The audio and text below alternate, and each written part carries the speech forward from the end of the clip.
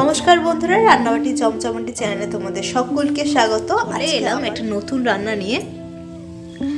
দেখো, এই ফুলটা হয়তো অনেকেই চেনো বা অনেকেই চেনো না। তো আজকে আমরা এই ফুলটা দিয়ে রান্নাটা করব। তো এই ফুলটা আমরা বক ফুল নামেই পরিচিত। তোমাদের কাছে যদি অন্য কোনো নাম জানা থাকে তো অবশ্যই কমেন্ট করে জানিও। দেখো, এরকম দেখতে হয় ফুলটা, এবং ফুলটার মাঝখান থেকে আমরা দেখছো এই শিরগুলো বার করে নিয়েছি, ভেঙে নিয়েছি এবং ভালো করে চেক করে নিচ্ছি কোনো পোকা টোকা আছে কি না। এই ফুলগুলো মাঝখানে দেখতে এত সুন্দর হলো, ফুলগুলোর মাঝে কিন্তু একটু একটু পোকাও থাকে, তাই তোমরা প্রত্যেকেই রান্নাটা করার আগে একটু চেক করে নেবে। তো বক ফুলের বড়া বানাচ্ছি আজকে, তার জন্য বক ফুল তো লাগছেই, তার সাথে লাগছে এখানে বেসন। এই বেসনের মধ্যে দিয়ে দিয়েছি অল্প একটু আদা বাটা এবং পরিমাণ মতো নুন। তার সাথে লাগছে অল্প একটু চিনি, লাগছে আমাদের কালো জিরে, অল্প একটু মৌরি, একটু শুকনো লঙ্কা গুঁড়ো, হলুদ গুঁড়ো এবং অল্প একটু জিরে গুঁড়ো। আর আমাদের পুরো রান্নাটা হবে সর্ষের তেলে, আর তার সাথে তো জল লাগছেই। এবার আমরা এই বক ফুলের বড়া বানানোর জন্য বেসনটা রেডি করে নেব। তার জন্য এই বেসনের উপর দিয়ে দিচ্ছি কাঁচা সর্ষের তেল।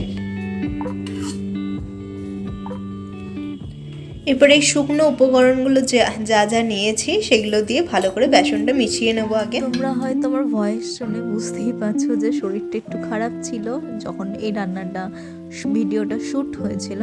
তো এখন আমি পরে একটু ভয়েস দিচ্ছি, তো যদি কিছু প্রবলেম হয় আমাদেরকে কমেন্টে জানিও, তোমাদের কি জিজ্ঞাসা। সব কিছু দিয়ে বেসনটা আমাদের ভালো করে মাখা হয়ে গেছে। এবার আমরা অল্প অল্প করে জল অ্যাড করব।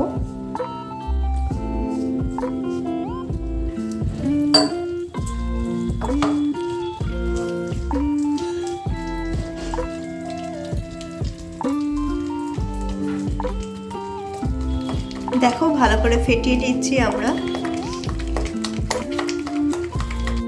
বেসনটা এখানে যতটা সম্ভব ভালো করে ফেটিয়ে নিতে হবে। খুব ভালো করে ফেটানো হয়ে গেল দেখবে বেসনটা বেশ ফ্লাফি হয়ে উঠেছে।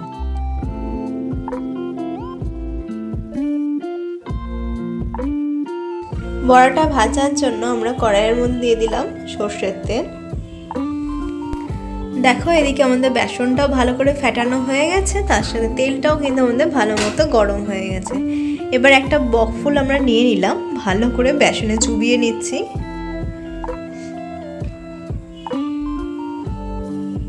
এবার আমরা আস্তে আস্তে তেলে ছেড়ে দেবো।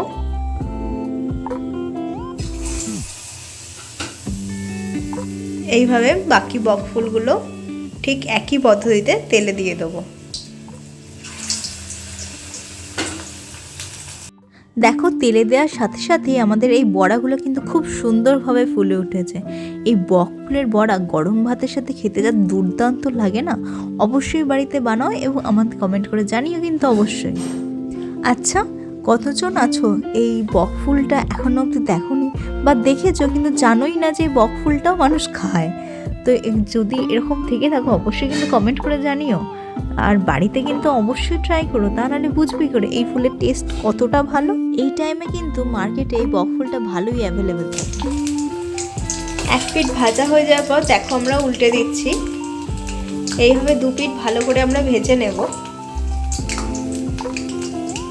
আমাদের এই রান্নাগুলো তোমাদের কেমন লাগছে সেটা কিন্তু কমেন্ট করে জানাতে একদম ভুলো না। আর যদি কেউ আজ অবধি আমাদের চ্যানেলটা এখনও অবধি সাবস্ক্রাইব করে না থাকো তো অবশ্যই চ্যানেলটা সাবস্ক্রাইব করো এবং পাশে থাকা বেল আইকনটা প্রেস করতে একদম ভুলো না। দেখো, এই বড়াটা কিন্তু আমাদের ভাজা হয়ে গেছে, এবার আমরা তুলে নিলাম। আচ্ছা, তোমরা কি একটা জিনিস নোটিস করেছো, যখনই বড়াটা আমরা তেলে দিলাম তখন কিন্তু ফাটতে শুরু করে দিয়েছে?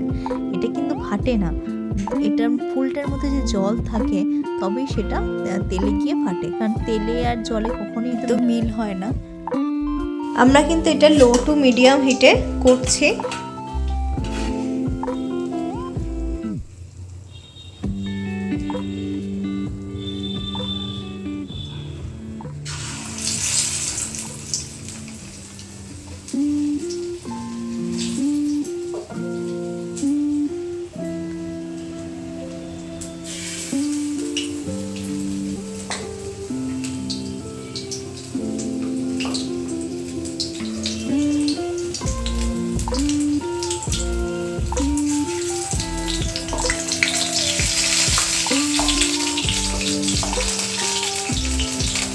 দেখো কত সুন্দর ফুলেছে বড়াগুলো,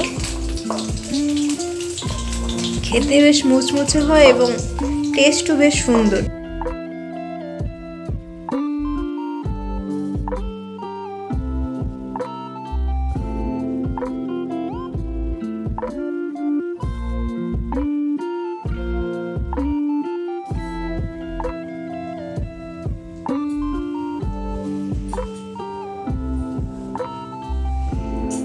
তাহলে তোমরা দেখতেই পাচ্ছ আমাদের গরম বক ফুলের বড়া কিন্তু একদম রেডি হয়ে গেছে। কত সুন্দরভাবে ফুলেছে এবং দেখতেও কতটা সুন্দর লাগছে। তো দেখুন আমাদের বক ফুলের বড়া একদম রেডি হয়ে গেছে। আপনারা একবার বাড়িতে বানিয়ে দেখুন। বড়া গরম ভাতের সাথে খেতে দারুণ লাগে। আপনারা একবার বাড়িতে বানিয়ে দেখুন এবং কমেন্ট করে জানাবেন কেমন হয়েছে। দেখুন কতটা মুচমুচে হয়েছে।